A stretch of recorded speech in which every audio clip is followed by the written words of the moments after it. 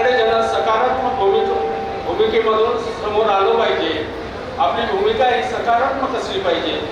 आज समाजावर आपली वेळ आलेली आहे, एवढ्या मोठ्या समाज आपला आहे, एक पाटील म्हणून आपण आहोत आणि आपल्या समाजाचं एकजुटीचं प्रतीक दाखवणं अत्यंत गरजेचं आहे। सगळे व्यासपीठावरील वेगवेगळ्या राजकीय पक्षांचं आहे, सगळ्या राजकीय पक्षामध्ये अन्याय होत आहे, कारण की आपल्यामध्ये जी एकजुटी पाहिजे ती एकजुटी नाही आहे। आणि म्हणून ह्या ठिकाणी आपण शपथ घेऊया, येणाऱ्या काळात आपण सगळे एकत्र राहून एकजुटीने आपण आपल्या समाजाच्या सर्वसामान्य माणसासाठी काम करूया।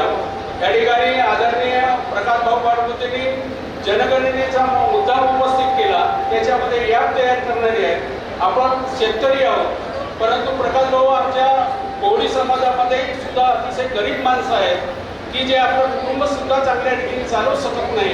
अशा कुटुंबासाठी आपण काय करू शकतो याचा सुद्धा विचार या संघर्ष समितीने घेणं अत्यंत गरजेचं आहे। अन्याय हा सगळ्यावर होत असतो, परंतु अन्यायाला प्रतिकार करण्याची शक्ती माणसामध्ये असली पाहिजे, संघर्ष करण्याची वृत्ती असली पाहिजे।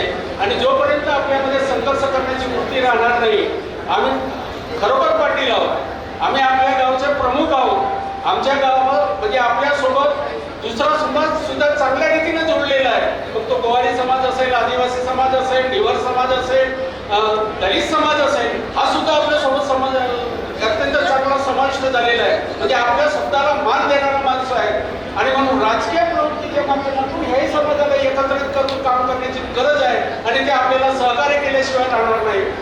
आणि म्हणून आपण ह्या समाजासाठी काम करावं। मित्र, एकजूट होऊन आपण केलेला स्वाभिमान आणि उज्ज्वल भविष्यासाठी समाजासाठी एकत्र येणं अत्यंत गरजेचं आहे। आणि आजच्या ह्या उपस्थितीनुसार सगळ्या भंडारा, गोंदिया, चंद्रपूर, गडचिरोली जिल्ह्यातील सगळे समाजातील प्रतिष्ठित माणसं आणि समाजामध्ये प्रेम असणारी माणसं या ठिकाणी जोडली। मोठ्या संख्येने आज वर्षाचा दिवस असून सुद्धा महिला मंडळी या ठिकाणी उपस्थित झालेली आहे।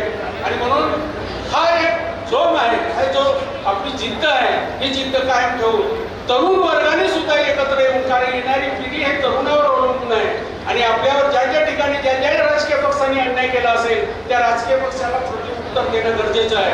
आता प्रकाश भाऊंनी माझ्याबद्दल सांगितलं, मी पंचायत समितीला उभं राहत नव्हतो, आदरणीय नाना भाऊंनी आग्रह केला म्हणे तुला सभापती व्हायचं आहे। बाजार समितीच्या निवडणुका झाल्या, बाजार समितीच्या निवडणुकीमध्ये नाना भाऊची पॅनल पडली, त्यावेळेस मी प्रामाणिकपणे पक्षाचं काम केलं, तुझ्यामुळे बाजार समिती पडली।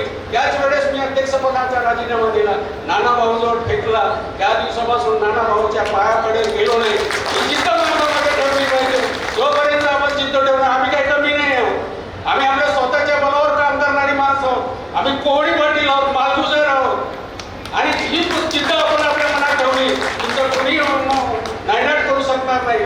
आणि ह्या जिद्दीसाठी समोर येणं अत्यंत गरजेचं आहे। जसे जसे आपले नेते मंडळी ज्या ज्या विभागामध्ये आपल्याला मार्गदर्शन करतील त्या सहकार्य करण्याची प्रवृत्ती ठेवावी एवढी अपेक्षा करतो आणि आपली रजा घेतो। जय कोळी पाटील, धन्यवाद। खूप खूप धन्यवाद पाटील साहेब।